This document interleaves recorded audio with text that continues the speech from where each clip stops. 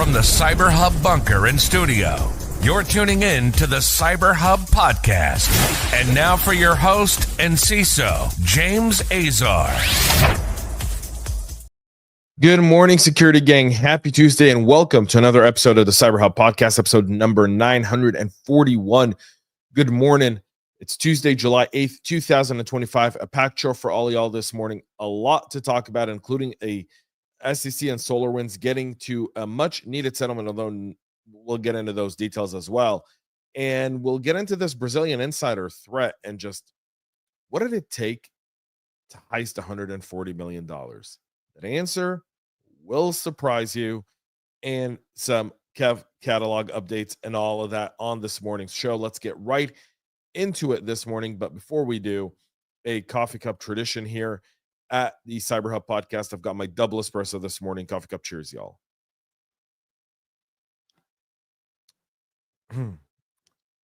Perfect. All right. If you've been living under a rock, SolarWinds was breached back in December of 2020. And immediately thereafter, about a few years thereafter, 2-3 years thereafter, the SEC decided to take a somewhat outrageous position by actually launching a suit against CISO Tim Brown and the company for allegedly misleading investors.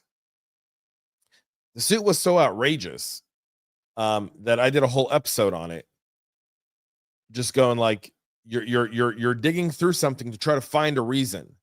And they were noting like, all right, on someone's on the SolarWinds internal Slack, people were saying like, look, they know all this stuff is happening, but they're not doing anything about it. Which, if you take the engineer point of view or an analyst point of view, and you look at those communications, they quite frankly don't understand the decision-making process within an organization. They're part of the organization, absolutely, but they don't understand the risk appetite of an organization, which isn't determined by Tim Brown, the CISO, and isn't determined by the CEO, but rather it's established by the board of directors of SolarWinds. And so this lawsuit's been going on. Tim Brown is a dear friend. So I will preface by saying that the toll that it's taken on Tim is unbelievable.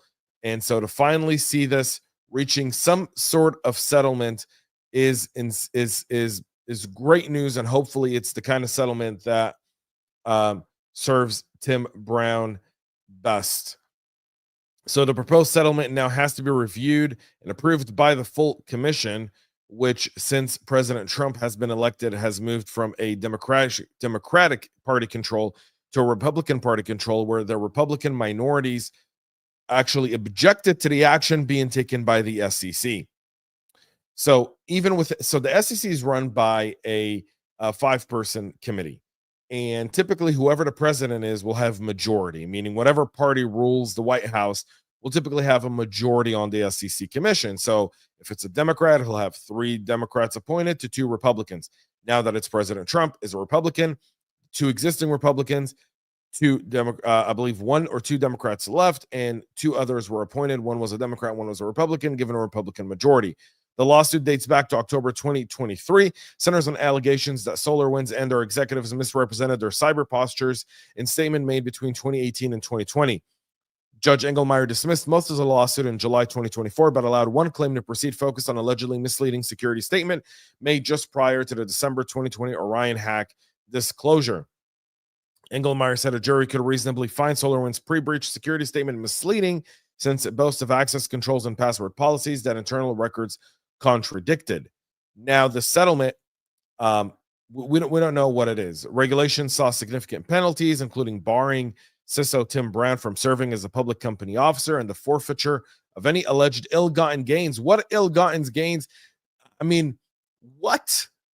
So Commissioners Hester Pierce and Mark Ueda dissented in 2024 when the 3 Democratic appointee commissioners forced Checkpoint and Mimecast to each pay $1 million to settle charges of making material misleading disclosures related to the Orion hack, which on the show back then I said, what a mistake. I mean, I get it's $1 million, but don't bend the knee. You fight it to the end, especially if you're right, because the precedent you sets the pace going downstream.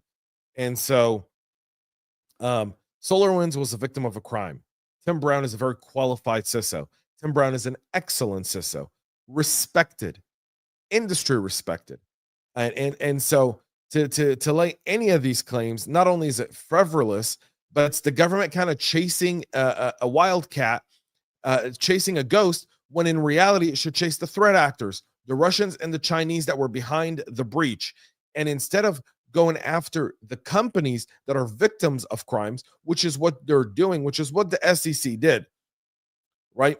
The investigation showed that SolarWinds was dealing with nation state threat actors, not some cyber criminals, not some script kiddie with no security.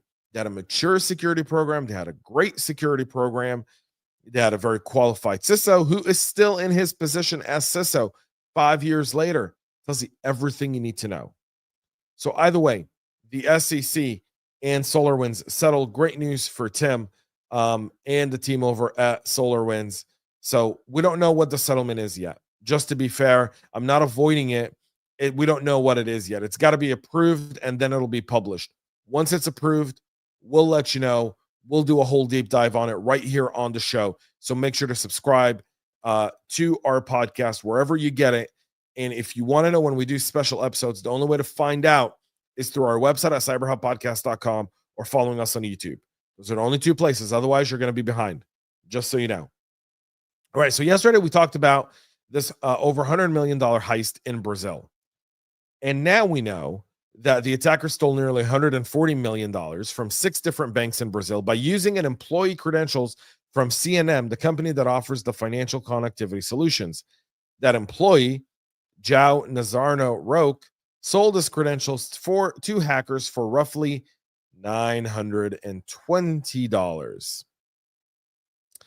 $920 they made away. Yesterday on the show, I joked around and I said, I don't think he even knows what he did when when that insider threat happened. Like, I don't think he even got close to anything resembling it's worth it. And now this young man is arrested, likely facing a long penalty in incarceration in Brazil. Roque then executed commands into CNM systems as instructed by an attacker through the Notion collaboration platform. He received another $1,850 for this. So this guy made just around $2,770. They made $140 million. Then he tried to conceal his activity, changing his mobile phones every 15 days, but he was arrested on July 3rd in Sao Paulo. The threat actors convinced Roque to participate in the operation after being approached when he was leaving a bar. The human insider threat. And this kind of goes to me as a CISO, as a practitioner. This really goes into the idea of the human element, that you can feel like your systems are really, really secure, that you've got maturity and you've got defense in depth, and you've got the right controls in place, and you're doing all those great things. And then for $2,770, while one of your key IT people is leaving a bar after a night out, he can be approached and lured into actually betraying his job and into helping threat actors do something that ends up being extremely, extremely criminal. A blockchain investigator, Zach XBT, writing on Telegram that the attackers have already converted 30 or 40 million of the stolen money to crypto, like Bitcoins, Ethereum, and USDT. They've used various exchanges and unlabeled Latin American over-the-counter markets. He's noting that he's monitoring the threat actors' wallet addresses and is assisting authorities with freezing the funds as Brazil.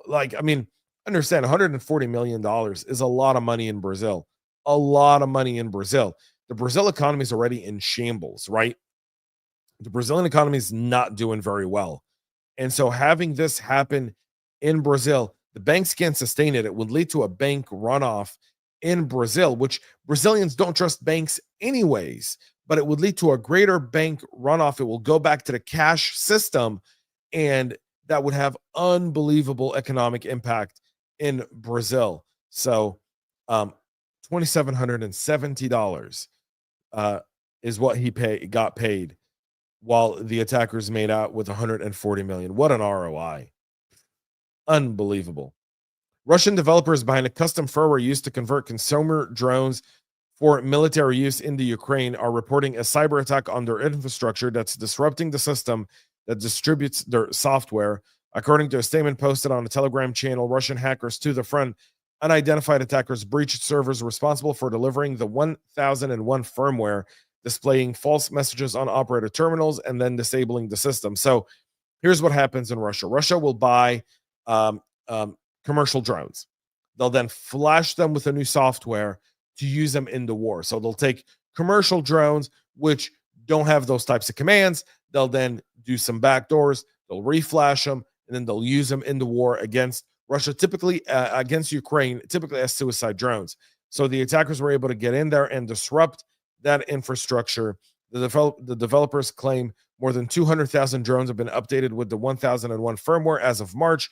While not widely known, the software removes manufacturer-imposed flight limits, imposes resistance to GPS spoofing, and enables the use of high-capacity batteries, all of which make them suitable for military missions. So you have that there. Quantis is now confirming they're being extorted by the threat actors following the cyber attack that potentially exposed the data of 6 million customers. The cyber criminals has made contact, and they're currently working to validate the contact, as this is a criminal matter. The Australian Federal Police is engaged, and they won't be commenting further on the attack. So we knew this was a ransomware attack. This might have been linked to Scattered Spider. Again, they're going after aviation. I think that might end up being where they overstep the line.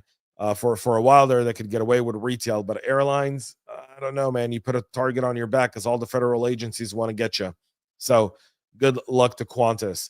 Nova Scotia Power, which we talked about here on the show quite extensively over this breach. This breach wasn't OT related, IT related, impacted their billing systems, and they're now notifying 280,000 people of the data breach. We brought a story here locally from Nova Scotia of a couple who had $30,000 stolen from their bank account immediately after the breach, after their banking information was compromised. And you can tell that part of the stolen information did include social insurance numbers, bank account details, troves of information, including power consumption, service requests, customer payments, billing and credit history, and customer correspondence. They essentially were able to infiltrate their entire billing system. Nova Scotia Power says it manages $5 billion worth of power generation, transmission, and distribution. So all in all, 280,000 people are victims. We know that one couple lost $30,000. And we haven't even looked further into that. I'm sure if we did, we'll probably find more of those stories around. Security researchers are releasing a live exploit of the Citrix and Citrix Bleed 2. This is the recently patched Citrix NetScaler. There's now an active exploit out in the wild. So CVE 2025-5777 has a CVSS score of 9.3. And it's insufficient input validation that could lead to out-of-bounds memory reads. Roughly a week later, ReliaQuest said it's seeing evidence that the security defect was being actively exploited in the wild. And now we know that there are active exploits out in the wild. So if you haven't patched your Citrix NetScaler incidents, you want to do that right now. A Chinese national flying into vacation to Milan, Italy last week, allegedly linked to Silk Typhoon, the Chinese nation-state operating group, has been arrested. The 33-year-old man, Zhu Ziwi, was arrested at Milan's Malpensa airport on July 3rd after arriving on a flight from China. They arrested him based on an international warrant from the U.S. government. ANCA reports that Chu is accused of being linked to the Chinese state-sponsored Silk Typhoon hacking group, which has been responsible for a wide range of cyber espionage attacks against the U.S. and other countries. Italian media reports say that he's linked to the 2020 Silk Typhoon cyber attacks on infectious disease researchers and healthcare organizations trying to steal anti-COVID vaccine data. So he'll likely face extradition to the U.S. and Italy, and the Chinese are likely going to put up a fight there. And on Monday, CISA added 4 new security flaws to its KEV catalog, citing evidence of active exploitation in the wild. Are you ready for these? Some of these are old. CVE 2014-39-31 has a CVSS score of 9.8, and it's a buffer overflow vulnerability in the multi-router looking glass that could allow remote attackers to cause arbitrary memory write and memory corruption. CVE 2016-10033 has a command injection vulnerability in the PHP mailer. CVE 2019-5418, a path traversal vulnerability in Ruby on-rails action view that could lead to contents of arbitrary files on the target system to be exposed. And finally, CV 2019-90621, server-side request forgery vulnerability in the Zimbra collaboration suite that could result in unauthorized access to internal resources. So those have all been added to the CyberHub Kev catalog, and I want to make sure you get those patched up ASAP. That's it for our show this morning. We'll be back tomorrow, 9 a.m. Eastern, live with the latest here on the show. You can catch this very here podcast in written format directly in your inbox shortly after we're done. Summarized, beautiful, with the action list. If you go to cyberhubpodcast.com and subscribe there, you'll get that as well. Thank you all for tuning in this morning. Have a great rest of your day, and most importantly, y'all, stay cyber safe. We love feedback, so make sure to connect with us on social media and subscribe to our podcast on your favorite podcast listening platform.